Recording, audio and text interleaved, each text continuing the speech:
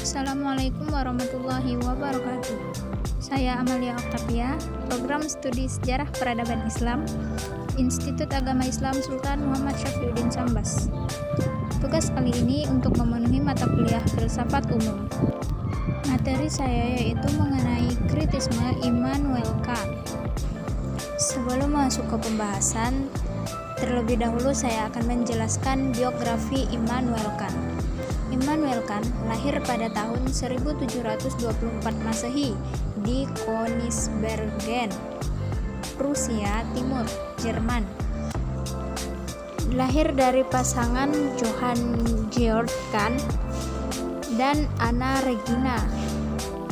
Pada usia 8 tahun, Immanuel Kant menjadi murid di gimnasium. Kemudian pada 1775, Immanuel Kant memperoleh gelar doktor. Sejak tahun 1770, ia menjabat sebagai guru besar di Universitas Königsberg. Dan pada Maret 1770, ia diangkat menjadi profesor logika dan metafisika.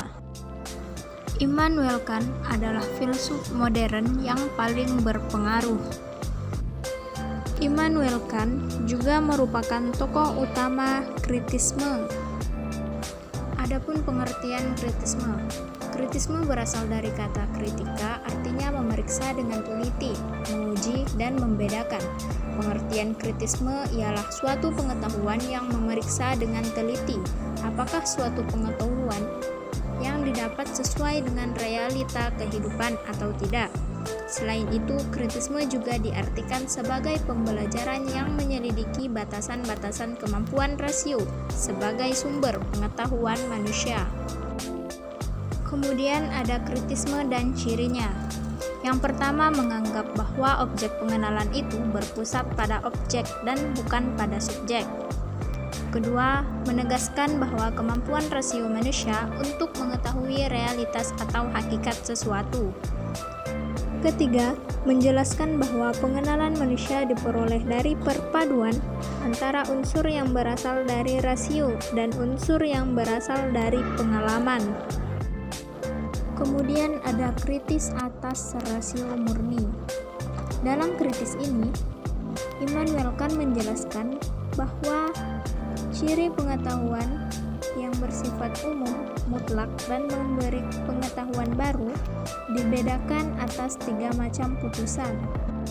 Yang pertama ada putusan analitis apriotis, di mana predikat itu tidak menambah sesuatu yang baru pada subjek karena sudah termuat di dalamnya.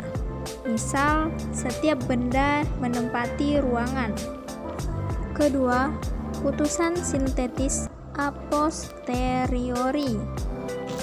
Pada putusan ini, misalnya pernyataan mengenai meja itu bagus.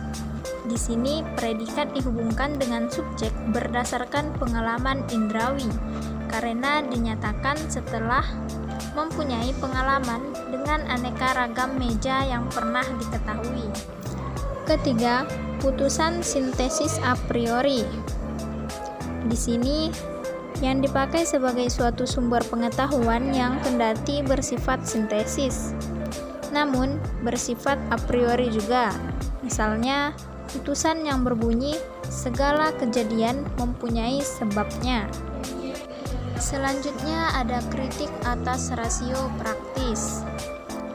Pada kritik ini, aturan pokok adalah pedoman subjektif bagi perbuatan individu, sedangkan perintah merupakan asas kesadaran objektif yang mendorong kehendak untuk melakukan suatu perbuatan. Yang terakhir ada kritik atas daya pertimbangan. Kritik atas daya pertimbangan. Hal ini terjadi dengan menggunakan konsep tujuan yang bersifat subjektif dan objektif. Adapun inti dari kritik atas pertimbangan, yang pertama, kritik atas pertimbangan menghubungkan di antara kehendak dan pemahaman. Kedua, kehendak cenderung menuju yang baik. Kebenaran adalah objek dari pemahaman. ketiga, pertimbangan yang terlibat terletak di antara yang benar dan yang baik. Keempat, estetika adalah cirinya tidak teoritis maupun praktis. Ini adalah gejala yang ada pada dasar subjektif.